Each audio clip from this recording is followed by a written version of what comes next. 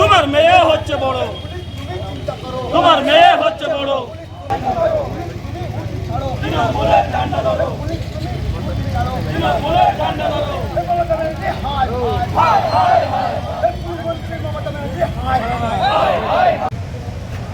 কোনো প্রভাবই পড়েনি এবং 2011 সালে মমতা বন্দ্যোপাধ্যায় ক্ষমতায় আসার পর বাংলায় যে একটা 34 বছরের সরকার ছিল যে বন্ধ বন্ধ বন্ধ, সেটা দিদি 11 সালে ক্ষমতায় আসার পর বাংলায় বন্ধ হয় না।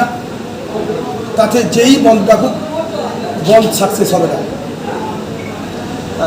বিজেপি আজ একটা পথ অবরোধ করেছিল দুর্লভপুর মোড়ে, সেখানে বিজেপির সাথে তৃণমূলের বেশ একটা উত্তেজনার পরিস্থিতি তৈরি হয়, কি বলেন? আমরা যখন মিছিল নিয়ে যাই বিজেপির কাউকে দেখতে পাইনি, রোড বন্ধ যারা করেছিল আমরা তাদেরকেও দেখতে পাইনি।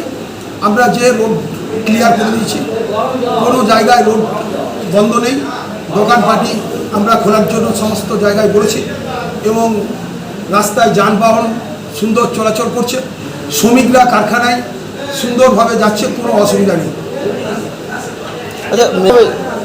100% শ্রমিক তারা প্ল্যান্টে গেছে এবং কাজ করছে, কোনো জায়গাতেই লাফাচ্ছে। আমাদের যে ছোট রামদুর, সেন্ট্রল, জিপিটি কারখানা, নীলকান্ত ফেরো, কোনো জায়গাতেই কোথাও গেট বন্ধ নেই, সমস্ত জায়গায় শ্রমিকরা তারা নিজেরা কাজ করছে। বেসরকারি বাস পরিষেবা কেমন আছে? বাস মোটামুটি চলছে। আমাদের এলাকায় মোটেই বন্ধের কোনো প্রভাব পড়েনি।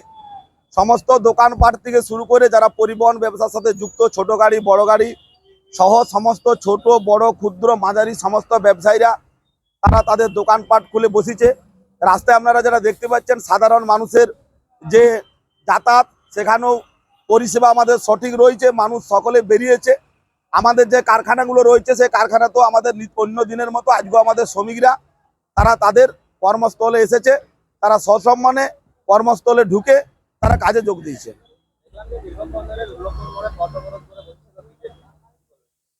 দেখুন, ভারতীয় জনতা পার্টি একটা নোংরা রাজনীতি যারা করছে, আজকে আমাদের আর্জি করে যে আমাদের ডাক্তার বোনটি তিনি যেভাবে ধর্ষিত এবং খুন হলেন তার বিচার তারা না চেয়ে তারা কেবলমাত্র মমতা বন্দ্যোপাধ্যায়ের পদত্যাগের দাবিতে তারা আন্দোলন করছে অন্যায়ভাবে। তাদের আজকে নির্যাতিত বোনটির তাদের বিচার প্রয়োজন নেই, তাদের এখন প্রয়োজন তারা এখন গদির জন্য তাদের লড়াইটা চলছে।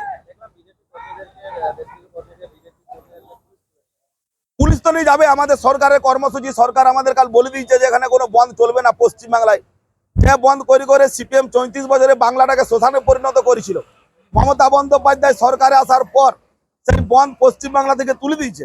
আজকে যদি কেউ অনৈতিকভাবে, এর সামনে আমাদের একটা পুজোর মরশুম চলছে, এই পুজোর মরশুমে ছোট বড় ব্যবসায়ী থেকে শুরু করে সাধারণ মানুষ তাদের খুবই প্রয়োজন, এই সময় বন্ধ হলে খুব ক্ষতি হয়। সেই জায়গায় আজকে ভারতীয় জনতা পার্টি তারা এই নোংরা রাজনীতিটা করছে, পুলিশের কাজ করছে।